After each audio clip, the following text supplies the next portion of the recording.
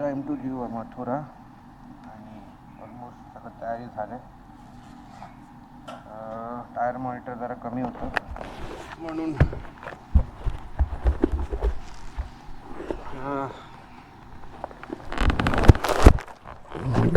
जरा pressure check केलं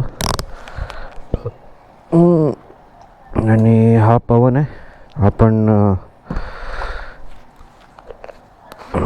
आलेला इथे, पण आता हा जाणार आहे हरिद्वारला आणि मी जाईन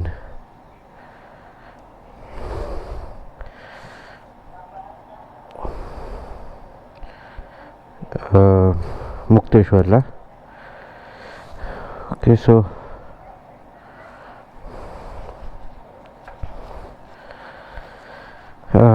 last meet Pavan wait. Can you push me? Can you push me?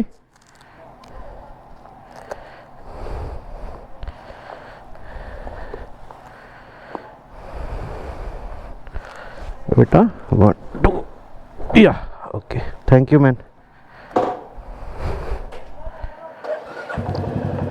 So, crank up झालेला आहे. मुक्तेश्वरचा मॅप. आता हा कुठून चालला दाखवतोय. मी एअरप्लग्स नाही घातले. थोडा 50-60 किलोमीटर घालूया, जेव्हा चहा बी पिऊया तेव्हा अँग्लो घालून टाकूया ना. आता या हॉस्पिटल बोलू तर सो आहे. समजा जर तुम्हाला 1-2 दिवसासाठी राहायचं असलं तर ठीक आहे. Or else I won't be recommending that for a long time. मी इथे 6 दिवस राहिलेलो. This it's better. म्हणजे एवढं लांब राहायचं असेल तर मग दुसरं ऑप्शन बघा, नाहीतर मग सरळ डायरेक्ट कुठलं तरी एक हॉटेलच घ्या. थोडंसं पैसे जास्त घेतलं चालेल. ॲक्च्युली प्रॉब्लेम काय आहे की थोडंसं बोरिंग वाटलं मला ते. असं हॉस्टेल टाईप वाईब्स नाही वाटलं. इथे कॉमन एरिया पण व्यवस्थित नव्हतं. बाथरूम पण म्हणजे नुसतं त्यांनी असं जुगाड केलेलं थिंग मला वाटलं तिथे. असं काय नवीन काय नव्हतं त्याच्यामध्ये. So not much recommended for a long stay, but for short टर्मसाठी ठीक आहे. ऑलमोस्ट निघालं आहे आणि छानपैकी सनराईज आलं आहे आणि किती मोठं दिसतं आहे एकदम सूर्य. काय माहिती त्यामुळे एवढं गरमी आलं आहे, कारण कालपासून खूप गरमी होते, खूप गरमी की विचारू नका. आय एम नॉट शुअर पवन किती वाजे कधीपर्यंत असणार. तो जाणार आहे फरीदाबादला.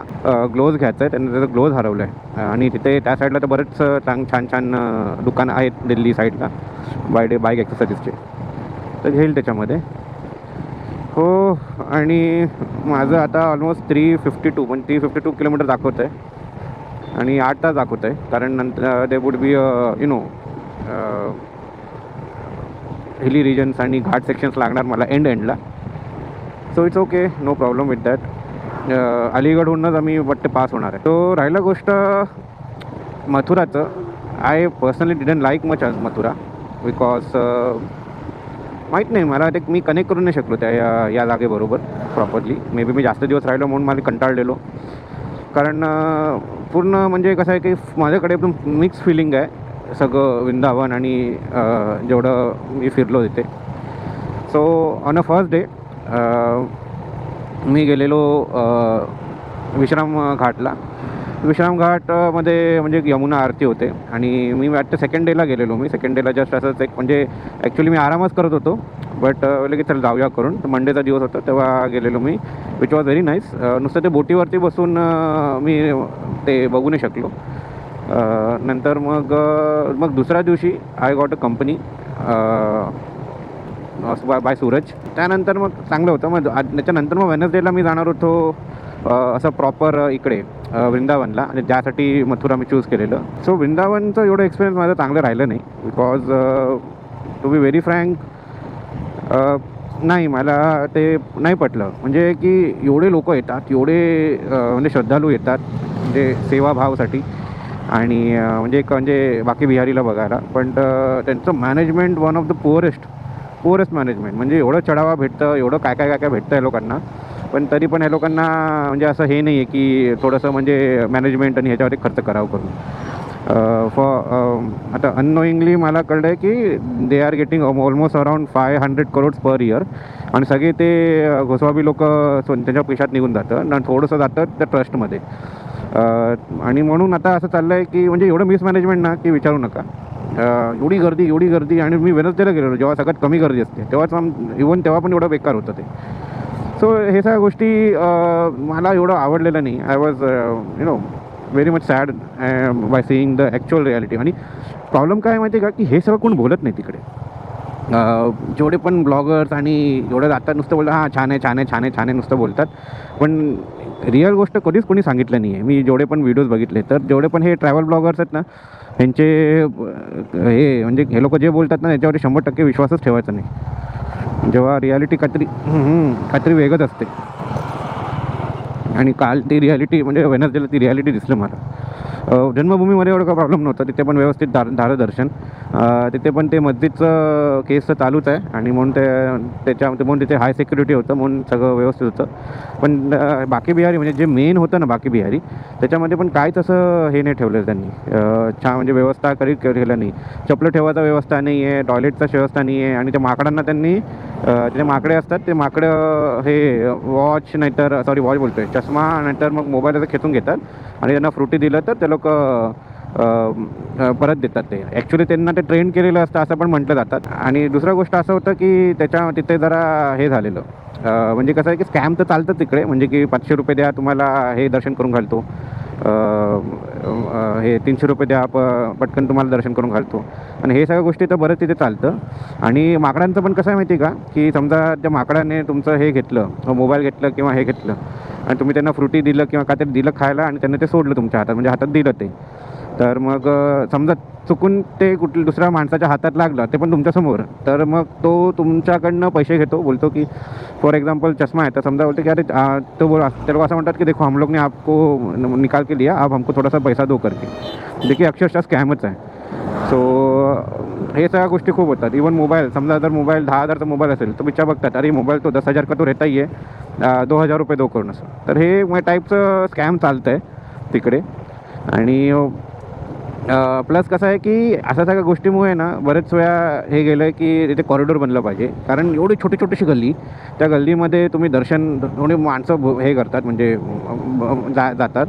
आणि त्या साईडला मग आणि इवन एक्झिटच्या टायमाला पण असे छोटे ते झोपडपट्टीचे गल्ल्या कसे असतात, तेवढ्या कमी गल्ल्यामध्ये त्या लोकांना तुम्ही ते घेऊन घालतात, विच इज म्हणजे की केवढं फ्रस्ट्रेटिंग वाटलं ना मला, की काय फालतूगिरी आहे करून. खूप खूप खूप खराब होतं ते. So to be very frank, I had to reconsider परत तिथे जायचं आहे की नाही करून, कारण मला तर आवडलेलं नाही आहे. आणि I won't recommend my family to go take my family for the Banke Bihari until the corridor has been made. आता कॉरिडॉर बनायला आरामात 2-3 वर्ष जाणार. आता ते कॉरिडॉर बनवामध्ये पण ह्यांचं प्रॉब्लेम झालेलं की सुप्रीम कोर्टकडे हे केस गेलेलं की तिकडच्या गोसावी लोकांनी हे दिलेलं, म्हणजे की नको की कॉरिडॉर बनवू नका करून, जसा आहे तसं राहू द्या, विच इज टोटली इनकरेक्ट. पण काहीतरी रिफॉर्मेशन असलं पाहिजे, काहीतरी सुधार झालं पाहिजे. ॲक्च्युली काय होतं की जर त्याच्यावरनं जर गव्हर्नमेंट इंटरव्हीन केलं आणि कॉरिडॉर बनवलं, तर भरपूर जणांचे असे जे स्कॅम्सचे बिझनेस असतात ते सगळे कमवायला भेटणार नाही, ते सगळे प्रॉपरली एक्सपोज होऊन जाईल. त्यासाठी हे लोक म्हणतात आहे की नको करून. बट सुप्रीम कोर्टने तर हे दिलं आहे, ऑर्डर दिलं की बाबा नाही तुम्ही बनवा करून, कारण स्टॅम्पेड व्हायचं काय म्हणतात त्याला म्हणजे स्टॅम्पेड व्हायचं तिथे खूप चान्सेस, आणि झालेलं पण आहे, बरेच जण मेले पण आहे त्याच्यामध्ये. सो इट्स बेटर की ते रिफॉर्मेशन आणा, जसं की काशी विश्वनाथ कॉरिडॉर झालं आहे, राम मंदिर जसं झालं आहे, तसं टाईपचं व्यवस्था तिथे असलं ना तर खूप अजून श्रद्धाळू जास्त येतील, आणि उलट अजून त्यांचं ग्रोथ होईल. बट काय माहिती का की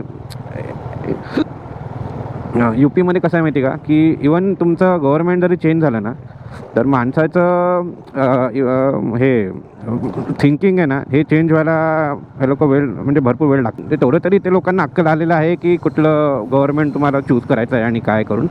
बट स्टील त्यांचं ते ऑर्थोडॉक्स थिंकिंग ते जरा थोडंसं म्हणजे चेंज झालं ना, तर हे यू पी खूप चांगलं फ्लरिश होईल, आणि होतं पण आहे फ्लरिश. बट कसं आहे की अजूनही त्या मेंटॅलिटीचे लोक, म्हणजे जे खूप वर्षापूर्वीचं मेंटॅलिटीचे लोक ते लोक स्टील नाही तसंच वागणं आहे, तसंच त्यांचं हॅबिट्स आहे, तसंच हायजीन्स आहे. आय एम नॉट हे नाही करत आहे मी, but really I didn't like much about the म्हणजे हे एरिया एवढं. आय होप आता उत्तराखंडला जाईल तर तिथे जरी मला थोडंसं म्हणजे काय म्हणतात त्याला राहत भेटेल. राहत म्हणजे कसं की हे भेटेल थोडंसं म्हणजे इथे म्हणजे गरमी पण खूप होतं. नशीब AC होतं म्हणून हे बघ सरळ टाकतो. इथे गरमी एवढं होतं, माशा एवढे की काय सांगू यार. लय वाईट परिस्थिती आहे इथे. आय गेस थोड्या वेळाने मला वायझर चेंज करायला लागेल, कारण खूपच हीट हे व्हायला लागलं आहे. आता सनराईज चांगलं झालं आहे आणि पवन वाटते दुसरं रूट घेतलं त्याने. So buddy, if you are watching this video, have a great journey. So Pavan is from Andhra Pradesh आणि he is going to Haridwar, and from Haridwar he will go to Kedarnath. He has some issue चाललं आहे त्याच्या लाईफमध्ये, म्हणून तो त्याचं म्हणजे त्याच्याशी जरा ब्रेक घेण्यासाठी he is taking this route म्हणजे हे trip which is recommendable and nice काय. काल त्याच्यासोबत जेवायला गेलेलो आणि तो तिखट खूप खातो, म्हणून काल पण थोडंसं जे आम्ही खाल्लं ते थोडंसं तिखटच खाल्लं आणि ते मला त्रास होत आहे आता. असं आय जस्ट फिलिंग ते त्रास जरा, बट मे बी थोड्या वेळानंतर होऊन जाईल ते, जरा बॉडी जेवढं चांगलं मोशनमध्ये आणि किंवा हे आलं तर. तेच मथुरा अलीगड रोड. आता अलीगड अराउंड 26 किलोमीटरच आहे, 26 की 22 त्याच्या फूट, आणि असं सिंगल लेन रोडच आहे. तर आता मोस्टली मला नाही वाटत की पुढे हायवे भेटू शकते आपल्याला जे भेटेल तर अशा टाईपचे रोड भेटणार, नंतर अजून नॅरो होतील जसं आपण उत्तराखंडला जाऊ. सो फॉर सम डेज और some weeks no proper roads, म्हणजे no highways and all that. ठीक आहे, काय प्रॉब्लेम नाही आहे. आता 43 किलोमीटर झालेत आणि 317 किलोमीटर बाकी आहे आता, आणि 234 तर ETA दाखवत आहे, म्हणजे 4 तर पकडायलाच लागेल आपल्याला. आय होप जेवढं अंधार नको व्हायला. हां, पण जेवढं स्टॉप भेटेल त्याला. आता कसं आहे की बाकीचं मस्त आहे एकदम हे सगळं.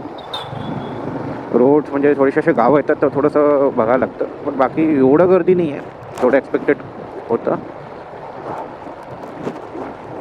आणि ओव्हरटेक्स तर करावंच लागेलच इकडे, म्हणजे मस्तपैकी म्हणजे दोन्ही साईडला शेती आहे आणि असं झाडं आहेत.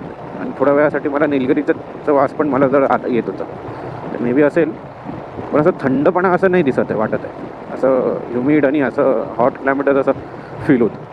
I don't know why. So welcome to Aligarh.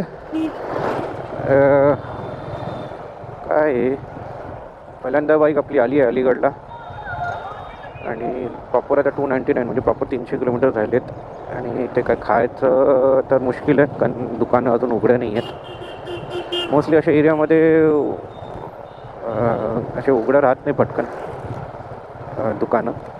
Market म्हणजे जर स्लो लाईफ आहे इथे, बट असं हे नाही आहे असं प्रॉपर असं क्लीन नीट असं नाही आहे. आता हे रूट तर थोडा असं वाटलं, पण त्याच्या मागे जेव्हा येत होतं ना तेव्हा एवढं घाण होतं ना बाबा, कुठेतरी डम एरिया होतं. इथे काय छोले भटुरे, पण त्या रस्त्यावरचं खाल्लेलं बरोबर आहे की नाही माहीत नाही. ॲक्च्युली मला भूक नाही लागली, मला चहा प्यायची आहे. काय दुसरं काय खाल्लं असं पोहे वेळ भेटलं तरी चालेल, असं लाईट असं स्पायसी नको बाबा. काल खूपच स्पायसी खाल्ले वाटते. सो हॅड चहा आणि छोटंसं पार्लेजी. अलीगडलाच आहे आणि इथे मस्तपैकी सिनियर सिटीजनचं बैठक बसलेलं सकाळी मॉर्निंग वॉकला गेल्या, म्हणजे मॉर्निंग वॉक झाल्यानंतर चहा प्यायला असंच. इट वॉज सो नाईस ना, म्हणजे छान वाटलं. म्हणजे रिटायरमेंट नंतर मग मित्र, आणि म्हणजे हेच त्यांचं लाईफ आहे. मॉर्निंग वॉक करायचं, मस्तपैकी मित्रांशी गुफ्तगू करायचं सकाळी, नंतर पण संध्याकाळी परत येऊन चहाच्या टपरीवरती. आय विश माझं कधी असं लाईफ पुढे असेल किंवा नसेल काय माहिती. सगळं बघत होते मला, पण कोणी येऊन असं विचारलं नाही. आता आज आहे बकरी ईद आहे, म्हणून इथे खूप सिक्युरिटी आहे, खूप हे आहे पोलीस आणि हे सगळं आहे. आता मला जायचं आहे मुरादाबाद इथून नंतर, विच इज 143 किलोमीटर्स.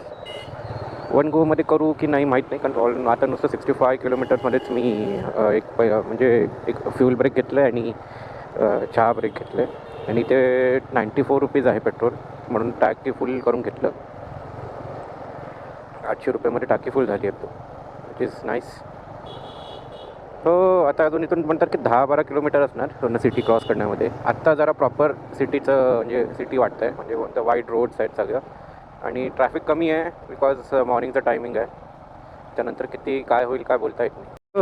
बाकी बिहारीनंतर म्हणजे तेव्हा तर एकदम मी एक्झॉस्ट झालेलो. मग बाकी बिहारीनंतर मग मी गेलो प्रेम मंदिरमध्ये.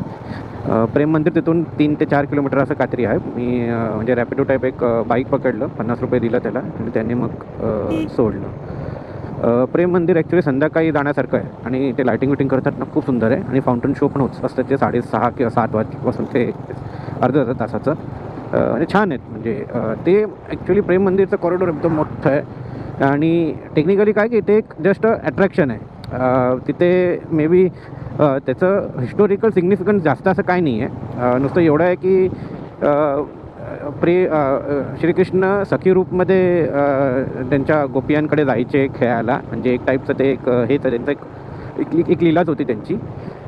तर त्यांनी तिथे सखी रूपमध्ये कृष्णाला तिथे असं ठेवलं आहे असं. तर ते पण गोष्ट आहे, तुम्ही एकदा बघू शकता. तिथे अरेंजमेंट ओके होतं, म्हणजे क्राऊड तर म्हणजे भरपूर होतं, बट तिथे पण चपले ठेवायचं का म्हणजे व्यवस्था नव्हती आणि हां, पण वॉशरूमची आणि कॅन्टीन कॅफेटेरिया त्याची सगळं होती व्यवस्था. So that was nice. आणि त्यालाच लागून थोडं ह्याच्यामध्ये एस्कॉन टेम्पल पण आहे. आता एस्कॉन टेम्पलमध्ये पण तुम्ही जाऊ शकता. मी तर असे बरेच एस्कॉन टेम्पलमध्ये गेलो आहे म्हणून तिथे मी झालो नाही, कारण मी लिटरली 8 वाजलेले आणि लिटरली मी एक्झॉस्ट झालेलो लिटरली, आणि मला परत पण यायचं होतं.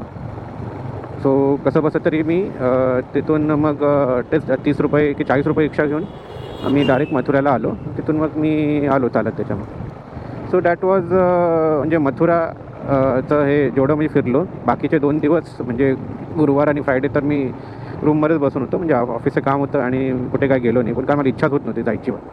आणि सो कसं आहे की मथुरा आणि वृंदावन एका दिवशी आणि मथुरा एका दिवशी किंवा एका संध्याकाळी पण तुमचं होऊन जाईल.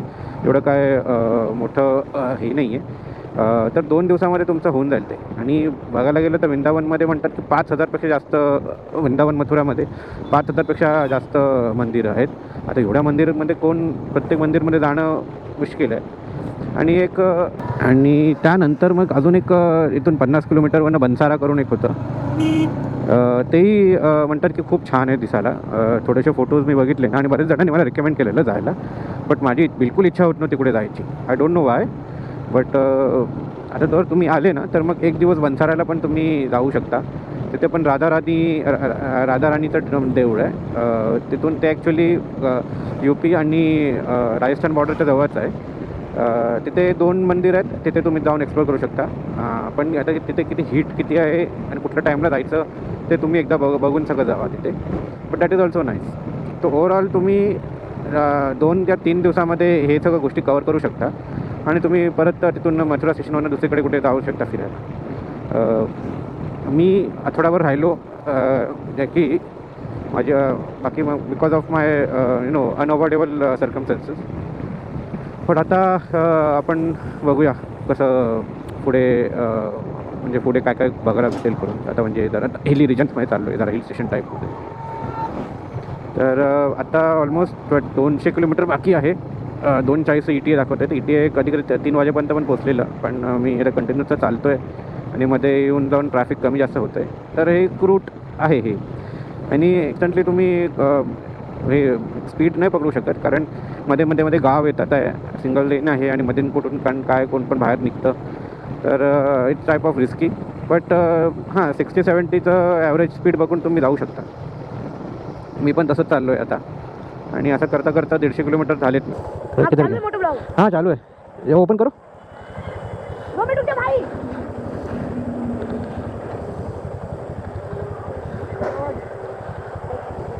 ये देखो, सब्सक्राइब कर दिया. आपका नाम? Imran. Nice to meet you Imran. कौन स्टैंडर्ड में हो? 8. हाँ, वेरी गुड. आप डालोगे वीडियो? हाँ, अभी आपका आएगा ये वीडियो में. चलिए, बाय.